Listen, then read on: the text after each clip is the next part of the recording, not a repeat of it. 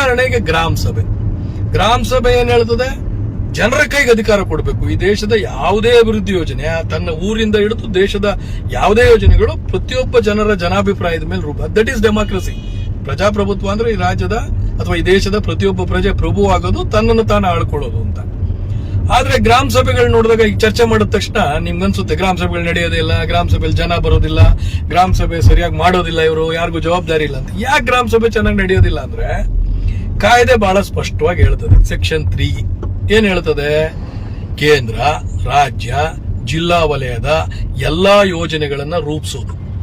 ಅಂದ್ರೆ ಪ್ಲಾನ್ ಮಾಡೋದು, ಏನಾಗ್ಬೇಕು ನಮ್ಮೂರಲ್ಲಿ, ಯಾವ್ಯಾವ ಕೇಂದ್ರ ಸರ್ಕಾರದ ಯೋಜನೆಗಳನ್ನ ಯಾವ್ದನ್ನ ಇಟ್ಕೊಂಡು ಏನ್ ಮಾಡ್ಬೋದು, ರಾಜ್ಯ ಸರ್ಕಾರದ ಯಾವ ಯೋಜನೆಗಳನ್ನು ಬಳಸಿ ನಮ್ಮೂರಿನ ಅಭಿವೃದ್ಧಿಗೆ ಏನ್ ಮಾಡಬೇಕು, ಜಿಲ್ಲಾ ವಲಯದ ಅಂದ್ರೆ ಜಿಲ್ಲಾ ಪಂಚಾಯತ್, ತಾಲೂಕ್ ಪಂಚಾಯತಿ, ಗ್ರಾಮ ಪಂಚಾಯತಿಲಿ ಬರುವಂತ ಅವಕಾಶಗಳನ್ನ ಇಟ್ಕೊಂಡು ಹೇಗೆ ನಾನು ಗ್ರಾಮದ ಅಭಿವೃದ್ಧಿ ಮಾಡಬೇಕು ಅಂತ ಯೋಜನೆ ರೂಪಿಸೋದು, ಅದನ್ನು ಅನುಷ್ಠಾನ ಮಾಡೋದು, ಅನುಷ್ಠಾನವನ್ನ ಮೇಲುಸ್ತುವಾರಿ ಮಾಡೋದು ಮತ್ತು ಮೌಲ್ಯಮಾಪನ ಮಾಡೋದು, ಅದು ಎಷ್ಟರ ಮಟ್ಟಿಗೆ ಎಫೆಕ್ಟಿವ್ ಆಯ್ತು ಇಲ್ಲ ಅನ್ನೋದು. ಇಷ್ಟು ಜವಾಬ್ದಾರಿಯನ್ನ ಗ್ರಾಮ ಸಭೆಗಳು ಮಾಡತಕ್ಕದ್ದು ಅಂತಿದೆ. ಇಂಗ್ಲಿಷಲ್ಲಿ ಅದು ಶೆಲ್ ಅಂತ ಬಳಸ್ತಾರೆ.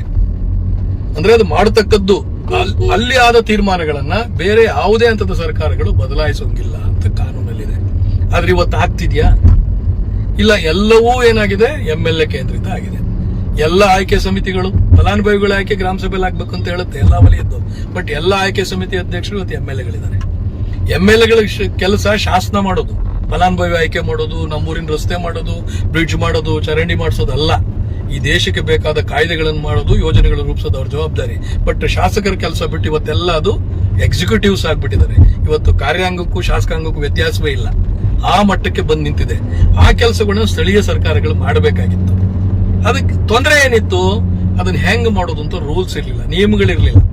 ನಾವು ಇವತ್ತು ಒಕ್ಕೂಟ ಅದನ್ನು ಹೋರಾಟ ಮಾಡಿ ಇದು ಬೇಡಿಕೆಗಳಲ್ಲಿ ಇಟ್ಟುಕೊಂಡು ಒತ್ತಾಯ ಮಾಡಿದ್ರಿಂದ ಸರ್ಕಾರ ಇವತ್ತು ಅದೊಂದು ನಿಯಮಗಳನ್ನ ರೂಪಿಸಿದೆ. ಈಗ ನಾವು ಗ್ರಾಮ ಸಭೆಗಳನ್ನ ಜನರಿಗೆ ಅದರ ತಿಳುವಳಿಕೆ ಕೊಡೋದ್ರ ಮೂಲಕ ಅದನ್ನ ಸ್ಟ್ರೆಂಥನ್ ಮಾಡಿದ್ರೆ, ಗಟ್ಟಿಗೊಳಿಸಿದ್ರೆ, ಜನಕ್ಕೆ ನಿನ್ನ ಅಧಿಕಾರ ಏನು ಅಂತ ತಿಳಿಸಿದ್ರೆ, ಇನ್ನು ಮೇಲೆ ಯೋಜನೆಗಳು ಗ್ರಾಮ ಸಭೆಗಳ ಮೂಲಕ, ಜನರ ಮೂಲಕ ತಯಾರಾಗುವಂತ ವಾತಾವರಣ ಸೃಷ್ಟಿ ಮಾಡಲಿಕ್ಕೆ ನಮ್ಮ ಒಕ್ಕೂಟ ಮಾಡಲಿಕ್ಕೆ ಸಾಧ್ಯ ಆಯಿತು.